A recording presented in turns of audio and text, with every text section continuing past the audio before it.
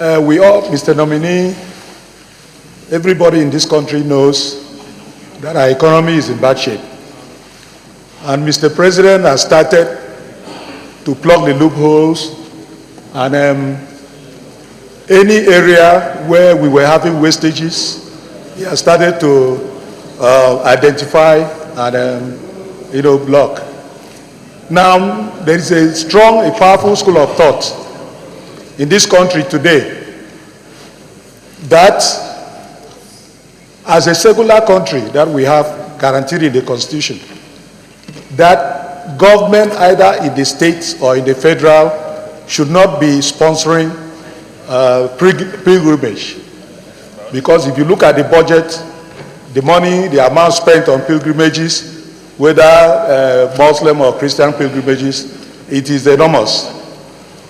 As somebody who has been managing the Hajj operations, who has taken part over the years, according to what you have told this Senate, do you think that the government, either state or federal, should continue to sponsor pilgrimage? And if you think otherwise, why? Thank you very much. Point of order.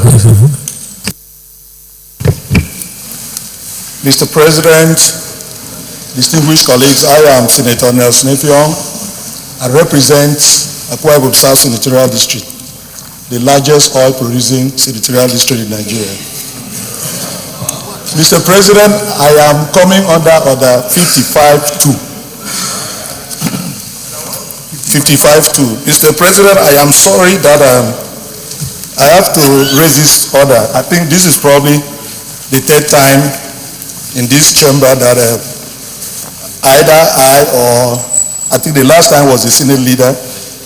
The first person who spoke on this motion spoke against.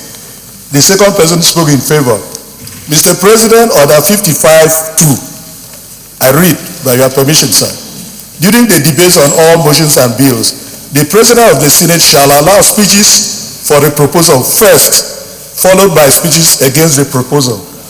Mr. President, this rule is probably made to make room for organized debate in this chamber. Some of us may have, some of those who have divergent views may not have the opportunity if the debate is lumped the way it is. So I want to appeal, sir, that we should rely on this Order 55-2, so that those speaking in favor will be known, those speaking against, and by so doing we will be able to balance the debate and make the House more vibrant. Thank you, sir. Effiong, and I represent the great people of Akwa-Ibom South, the largest oil-producing senatorial district. Mr. President, let me start by commending Senator Egu for bringing 100% people's-oriented motion. The fraud that is going on in the discourse, I would like to emphasize discourse because that is the only the arm that relates to the people most.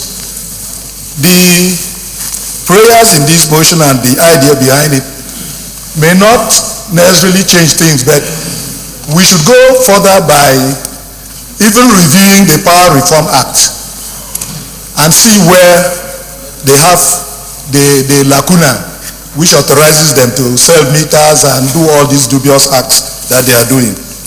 Mr. President, let me bring to your notice that the house I'm living in, Abuja, when I moved in there and they installed this prepaid meter, pay-as-you-go meter as they call it, and when we went to recharge our meter, we were told that until we paid 250,000 that the former tenant left, that they could not recharge our meter. And when we asked if the former tenant was using a prepaid meter, how was he able to owe money since the meter will not give you light if you don't recharge?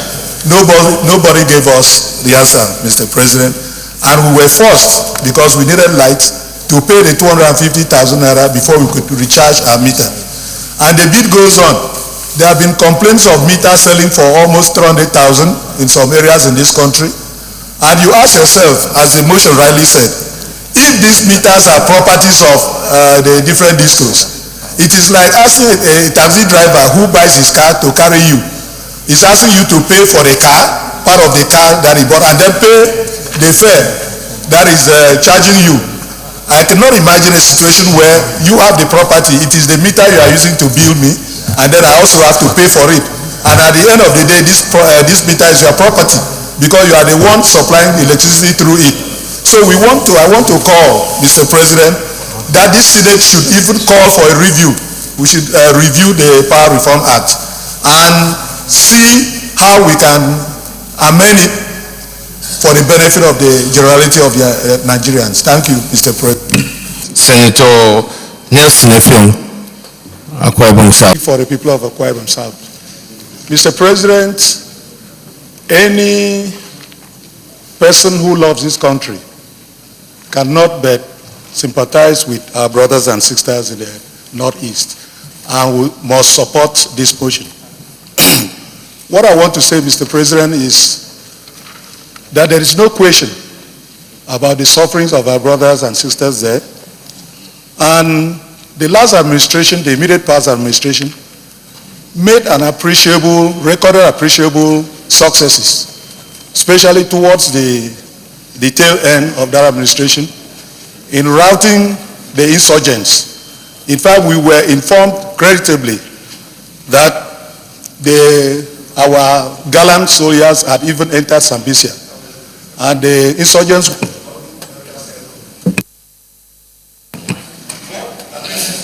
Your mic, distinguished.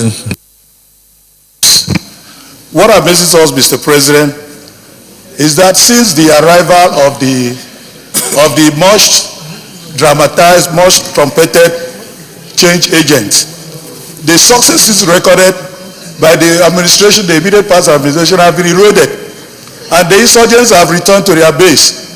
And when I listen to the distinguished senators, especially from the Northeast and the parts of the North, lamenting that there is no food for the IDPs, that there is no shelter, and then we have 2 full months of the arrival of...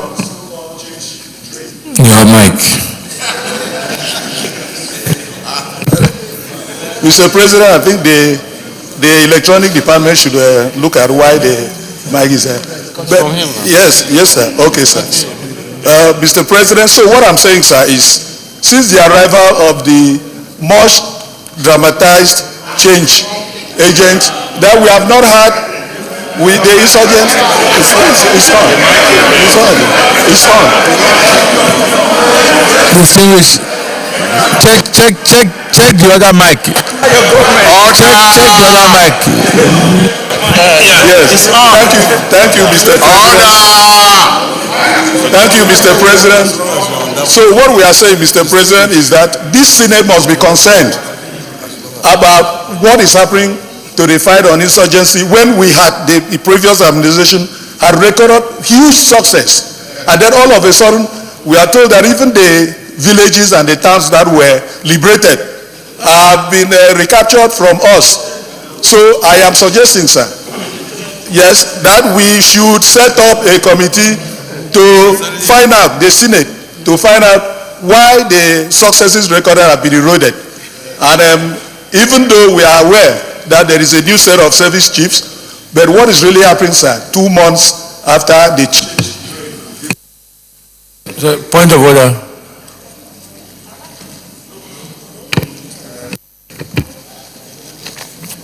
Mr. President, distinguished colleagues, I am Senator Nelson Effiong, representing Akwa-Ibom South, the largest oil-producing senatorial district in Nigeria. Mr. President, I'm coming under Order 55-2 of the rules of this Senate. And with your permission, I'll read. During the debates on all motions and bills, the President of the Senate shall allow speeches for the proposal first, followed by speeches against the proposal. I think it would be proper, Mr. President, for us to know those who are speaking for this motion and those who are speaking against, because our colleague who has just taking his seat, was confusing us whether he was speaking in favor or was speaking against this motion. So I think it will be proper to ignore. Thank you. You didn't say so. Senator Nelson Effiong.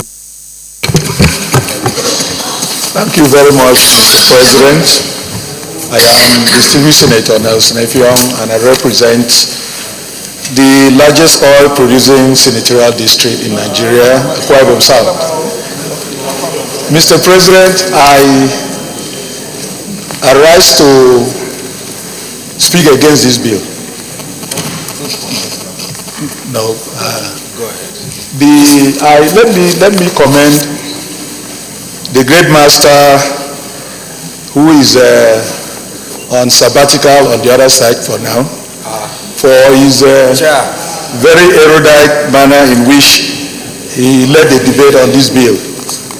But the problem, Mr. President, is that almost 80 to 90% of the things that he has proposed in this bill are already captured, as the distinguished senator pointed out, in the Companies and Allied Matters Act. And I am thinking, sir, respectfully, that it would be proper to amend, if there is any new issue to be added, to amend the existing law than bring a fresh bill which will lead to, yes. That is amendment. Is the amendment, okay. Is the amendment. It's amendment. I thought it was a new bill. No. Okay. It's an amendment. Okay, if that is the case, sir, I support the amendment. Senator Nelson Effiong, representing Akwa-Ibom South. Mr. President, I rise to speak in favor of this amendment as proposed by distinguished Senator Anduba. But in doing so, Mr. President, I want to observe that the problem we have in this country is that we have not really determined what type of economic system we should operate. Is it a free enterprise, or what are we really operating? If you look at the previous Railway Act, which distinguished Senator Oba is trying to repeal and enact, you will notice that government was the sole regulatory and sole founder of the railway system. Now, we have problems, and we are coming here to repeal and reenact, and then also giving government almost 80% authority in administering a railway system. I think we are still going to have problems. My philosophy about economy is that government has no business in business. If this government wants to succeed in railway administration, they should create an enabling environment and allow private sector participation. I am encouraged by paragraph 5 of Senator Oba's contribution, where he says that the new bill captures a restructured governing board to manage and implement the policies of the corporation, right? But if you go down, it says it also invokes changes in the extant law to now provide for effective rail transportation, infrastructural development, railway concessioning. And it goes on to say, and the establishment of a regulatory framework for private participation. I think the emphasis, Mr. President, from now on in this country, that we must create avenues or environment that is conducive for private participation. That is the only way we are going to succeed, either in the establishment of refinery, railway, and all other structures that we need to boost our economy. So my contribution is that as long as we continue in this light, that we are always going to have problems. So I will encourage us, even though we agree with this amendment, but let the focus from now on be in encouraging private participation. And by so doing, I think we are going somewhere, sir. Thank you very much.